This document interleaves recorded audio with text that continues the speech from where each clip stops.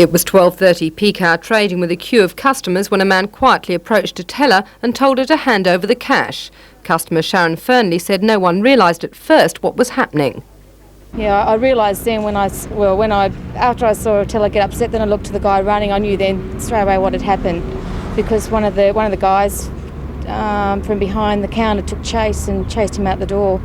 Obviously didn't catch him though. There is still confusion over the type of weapon he had. One of the customers said she saw a gun. I didn't see the gun though. I only saw him when he stepped back and took his balaclava off and ran for the door. The bank's regional resources manager Bill Burns said only a moderate amount of cash was stolen by the man, who escaped through this side door on foot towards the council offices. Although no one appears to have had a good look at the man, security cameras had recorded the hold-up. Police investigators spent several hours interviewing staff and customers, and this afternoon a professional counsellor was called in to see the still distressed workers. It is believed to be the first hold-up at the bank's Civic branch.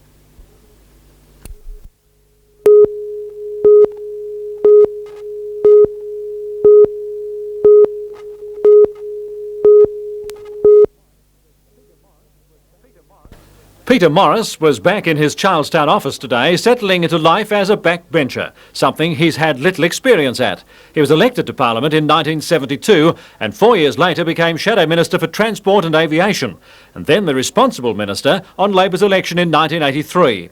Other portfolios since then include resources, health and community services, but his most recent responsibility was the all-important industrial relations. Although Mr Morris is obviously hurt by what's happened, his enthusiasm hasn't waned. Naturally, I'm disappointed. I'm a human being like the rest of your viewers and yourself.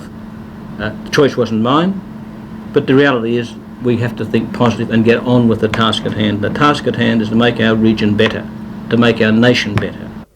Mr Morris relishes the idea of being able to spend a little more time at his leisure pursuits, family, flying, fishing and bowls. But he's also pleased to be able to devote himself more to his constituents.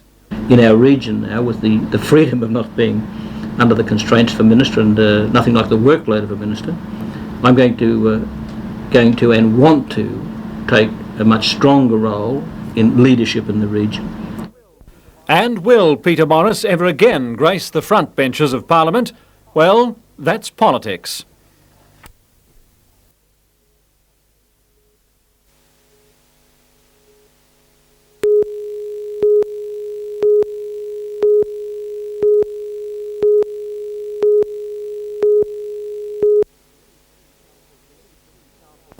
Newcastle police have carried out many street crime operations over the years, but this will be different. The community is playing a big role in the campaign from the outset. Publicans and hoteliers have already been advised. Today, members of the community consultancy group also joined the campaign. Deputy Lord Mayor Doyne Lanham was a guest, demonstrating council support for a safer city. I think it's essential that we clean the city up a little bit, and I think the approach that the police have taken is commendable, and it's to be hoped that we'll be very successful. I've got no doubt it will be successful, because it looks like we're getting back to the old days of police on the beat, and in my day it was very successful. From tonight, police will be back on the beat with instructions to target hooligans, underage drinkers and car thieves. There are more than 100 licensed premises in Newcastle City, including 24 hotels, many jostling uneasily with residential and business areas. Inspector Ian Cleary says that throughout autumn, late-night rabble-rousers will notice a constant police presence. We are determined to stamp it out, to bring it back to a family-orientated city where the mums and dads and the older people like myself are inclined to come back in, and I think as a result trade will prosper, that perhaps the louts who aren't spending as much then won't be there, and the mums and dads will come in and spend their money, and the trade will get better too. So as a result, I think everybody will prosper as a result of this exercise. The emphasis on public support for the campaign is a tactic. Police want troublemakers to know that they are rejected by the entire community. Mr Cleary hopes a public opinion survey will add weight to that message.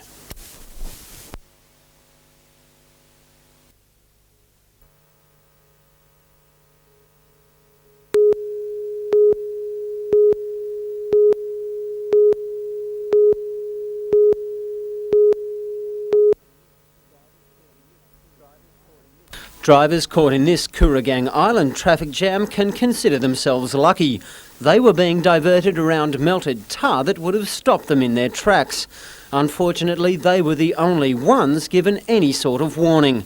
The Mulbring Road near Cessnock was the scene of more recent retarring and a gigantic bungle by the Roads and Traffic Authority. The tar was laid on Tuesday, but constant rain since then has washed away most of the solid blue metal. When the weather broke this morning, the RTA was caught napping. The steamy conditions have turned the road into a gooey black quagmire. Unsuspecting drivers ploughed into a sticky fate. The tar and rubber compound wrapped around tyres and brought traffic to a standstill. Far from being just inconvenient, some saw the situation as potentially disastrous. Yeah, I saw down there, an old lady got out of a car, not expecting, I suppose.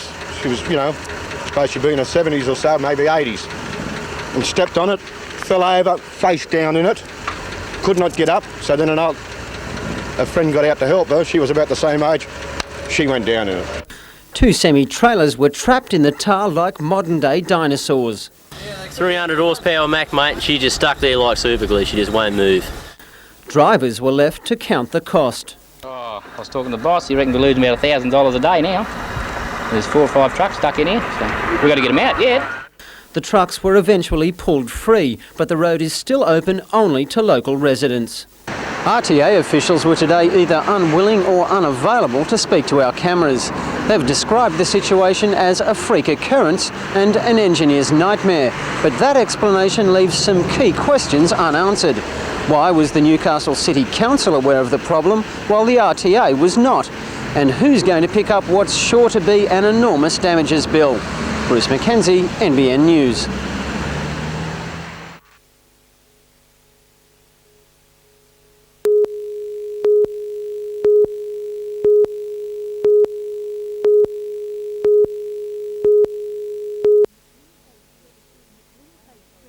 Grim-faced creditors met behind closed doors at Hexham Bowling Club to hear of the problems facing Hunter Security Service. Investigations by chartered accountants reveal up to 50 client creditors, together with employees in the taxation department, are owed $8 to $9 million. Major creditors include Brambles, the Bilo Group and the Newcastle Knights. It would appear that the mood was quite tense in there.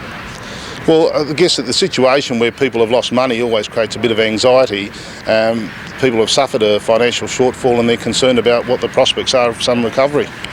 Understandably, those at today's meeting were anxious to hear if and when their money will be returned. However, most will have to wait until preferential creditors, like the taxation department and employees, are dealt with. Those claims would rank ahead of the claims of ordinary unsecured creditors. How long do you expect before this matter is resolved? Well, as a result of the lack of accounting records and for want of a better word, the mess that the company was in, I'd say it would be some weeks before we make considerable progress.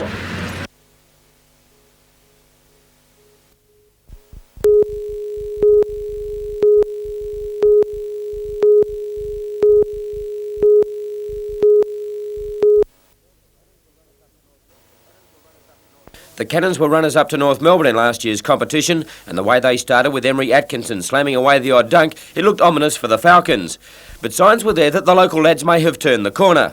James Bullock, fresh from another week of acclimatisation and training, was tough under the basket and made some good shots.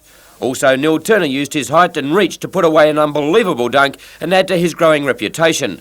But the big improver was proving to be Greg Lazard, and with an added desire to knock the critics off their perches, he pulled in rebounds with ferocity at both ends of the court and made a couple of good baskets.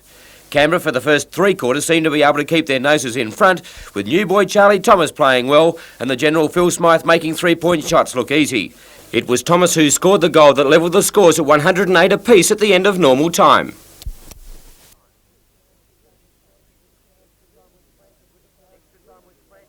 Extra time was frantic, with the crowd screaming as they sensed a Falcons win against all odds. Jamie Kennedy hit a brilliant 3-point shot for the Cannons, and Falcons captain Michael Johnson replied as only he can, and it was still anyone's game. It was raining points as Hill, then Peter Harvey, followed by Phil Smythe dropped long bombs. With around 11 seconds left, all Canberra had to do was smother the ball and play out time with a 1-point lead. But the Falcons weren't done. Enter new recruit James Bullock.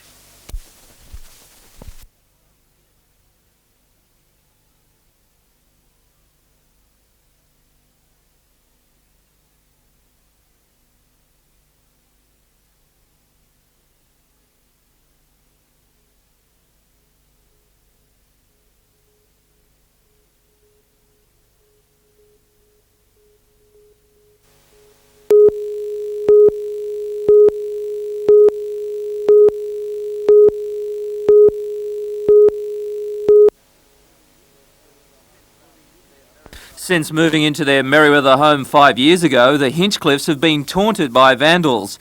Last night, their front fence was wrecked. Well, at midnight last night, we were in bed asleep and we just heard the bangs, the banging and clanging, and a couple of fellas out the front and just helped themselves to the fence. But it's not the first attack. Neil says he has called the police half a dozen times over the years with little result. He spent more than $1,000 on fence repairs. Each week he and his wife are awoken by the sound of smashing glass and abusive language as revellers stream home from pubs and clubs. Yesterday, Newcastle Police launched a 3-month campaign to get the hooligans out of the city. Undesirable elements are coming into the town, and our program is that we're going to clean up the city of Newcastle. Merewether residents say the problem has got out of hand. Every Friday and Saturday night you have people walking up and down the street, throwing up in your front yard, smashing bottles and throwing things around the front. It's every week without fail. This is what people are now being forced to do, spend thousands of dollars on high brick fences, fortresses, to keep the hooligans out. Responding to residents' complaints, Inspector Ian Cleary has said he'll have police patrolling their street tonight. Peter Ryan, NBN News.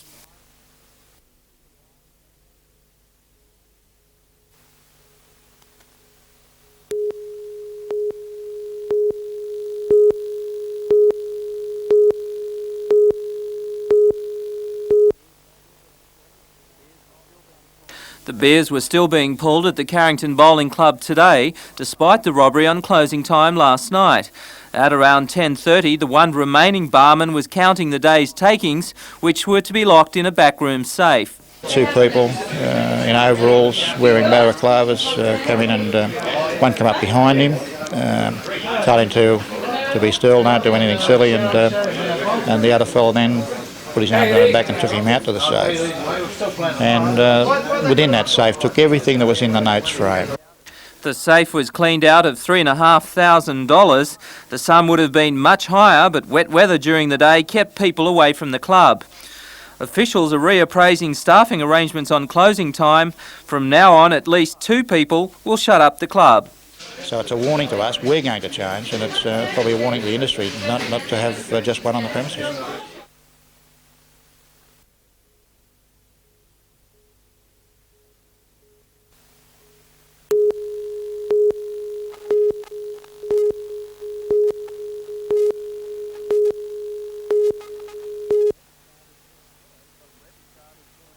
A wet start at Broadmeadow couldn't put the torch out.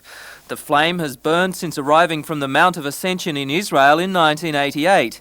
A symbol of the light of Christ, it was carried through the streets of Newcastle.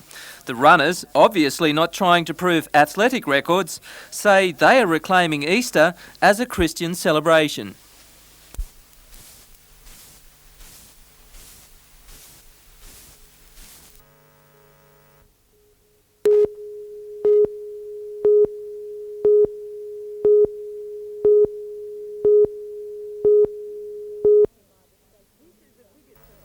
This is the biggest reviver station in New South Wales. By the time it closes tomorrow night, more than 9,000 travellers will have stopped for a cup of coffee and a break from the traffic on the Pacific Highway. The station at Freeman's Waterhole is one of 3 in the region and is operated by Morisset Lions Club. Although it usually services those motorists who travel during the night, today's bank of traffic kept the coffee and the Kit Kats flowing. I reckon more should stop here because you used to see the bloody idiots that passed us this morning when it was pouring the rain from Foster. We think it's a really excellent idea England could do with this. Yeah, so you don't have anything like this over there at all? Nothing at all. No, they could really take a leaf out of your book, as it were. They know that they can pull up, have a cup of coffee. They can do so in safety and in comfort. Since Thursday night, there have been 20 minor accidents in the region. An intense police presence on the roads has seen 15 people charged with drink driving and 620 for speeding. Police believe motorists are taking it slower because of a growing awareness of driver fatigue. I think the fact that we do present a high police profile, there are quite a lot of police on the road at this particular time. And also, I think the public are becoming aware of the dangers that are out there, and they are driving and taking the necessary precautions. The Easter holiday period ends at midnight tonight, and until then, all available police will be out on the roads. Jodie McKay for NBN News.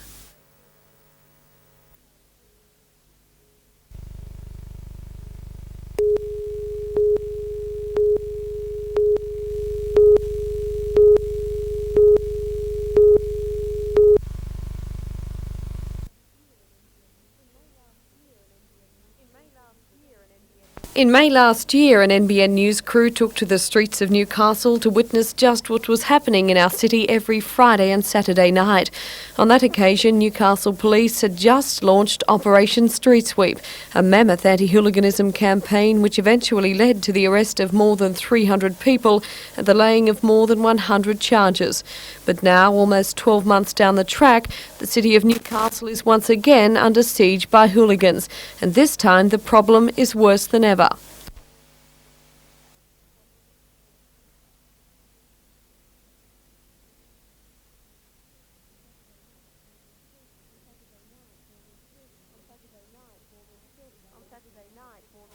On Saturday night, more than 30 police took to the footpaths, the bars, the nightclubs and the parks of inner Newcastle in the toughest ever crackdown on street crime. It led to the laying of almost 50 charges, everything from PCA to abusive language to assault and even urinating in the street. But adding to the police frustration is the pressure they say this hooliganism is putting on Newcastle's court system. It's quite possible that on any given Monday, a courtroom and a magistrate can be tied up for an entire day just hearing the charges, which can have stemmed from a bad Friday or Saturday night on the town. Another disturbing trend appearing amongst the growing number of offenders, the high number of outer suburban residents finding their way into strife in the inner city. According to Newcastle Patrol Commander Inspector Ian Cleary, it's become a tradition now every Friday and Saturday night for the young folk from the suburbs to converge on the city limits at midnight. Most, he says, are already well under the influence and with their local watering holes closed are attracted by the bright lights of downtown Newcastle. The Newcastle City's got 112 licensed premises, and that's a tremendous number. That includes clubs, hotels, restaurants, but a lot of them trade late. Now, especially the hotels that are trading late, that's where all our trouble emanates from. There's nothing wrong, nothing unusual to see them at 5, 6 in the morning still floating around these places, and I don't think that's good from a health point of view and a safety point of view for these young people to be in town. Over the next few months, Newcastle Police will continue Operation Clean Sweep. Sometimes it will be centred on a Friday night, sometimes a Saturday. Some weekends, police numbers too will be far higher than others. But Inspector Cleary says while the intensity of the enforcement may vary, the police's reserve to clean up the city's streets will not, though he admitted their chances could be strengthened with a bit of help from another very influential quarter. Why don't the parents come in after they've been home or watched a video at home perhaps and watched television? Why don't they jump in their car at midnight and come into town, the parents, and hang around till about 3 o'clock in the morning and see for themselves exactly what is happening in Newcastle City?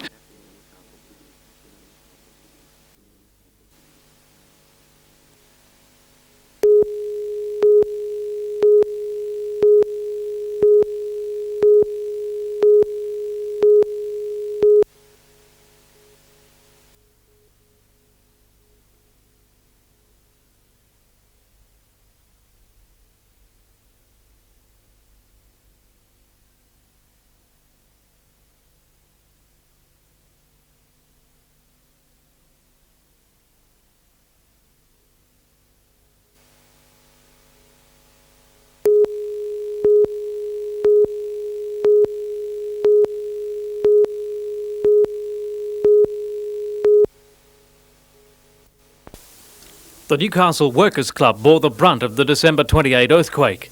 The auditorium collapsed, trapping scores of people. 9 were killed as a result. Now, after extensive studies and considering many options, the Newcastle Workers' Club has decided to demolish all buildings on its site and start again. $20 million of the club's insurers' money will be spent on an enlarged building. A feature will be the inclusion of office space on the corner of Union and King Streets, with the normal club facilities wrapped around it. And I think it's a trend within the club industry to create their own clientele. Things such as motels are being tacked on the clubs, shopping arcades, etc., etc. So I think it is a recognition that there is a need that apart from your regular clientele, you need to create an additional clientele. The club is recognised as one of the largest and most successful businesses in the city centre. Each week, 10,000 patrons were drawn to its facilities, and that in turn had a spin-off effect on other local businesses. We believe that the attachment to the site was important in terms of our membership. Taking that into account, we then believed it was terribly important as an investment of confidence in the region that we redeveloped on that site. In the meantime, the Newcastle Workers' Club will relocate here, the Key One complex on Wharf Road. Due to reopen for business on June the 1st, it will trade here until December 1991, the expected completion date for the new building on King Street. It was confirmed today that Civil and Civic will be the project managers. Sensitive to criticism that a local builder should have got the job, Civil and Civic compared this project with its successful development of the Charlestown shopping square. Well, the manner of the construction delivery of the project would be no different to Charlestown. And on that project, some 90% of the subcontractors engaged were from the Newcastle area. By the way, unlike the old Newcastle Workers' Club established on that site in 1948, the new Workers' Club will be earthquake-proof. John Church, NBN News.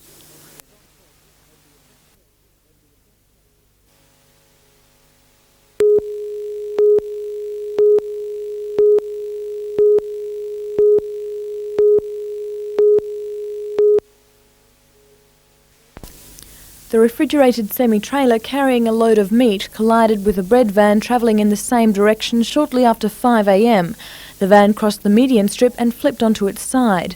The truck left the road and hit a power pole. It kept rolling and hit another pole 90 metres away, then burst into flames. The driver, 25-year-old Cameron Dawson of Canberra, and his passenger, a 25-year-old man from Queanbeyan, were dragged from the vehicle and taken by ambulance to the Royal Newcastle Hospital. Dawson suffered minor injuries, but his passenger sustained third-degree burns to his arm and minor head injuries. The Pacific Highway was closed to traffic for half an hour, and then only 2 lanes were open while Shortland electricity crews repaired power lines and debris was cleared. By this afternoon, traffic was moving freely and electricity had been restored. Alison Peters for NBN News.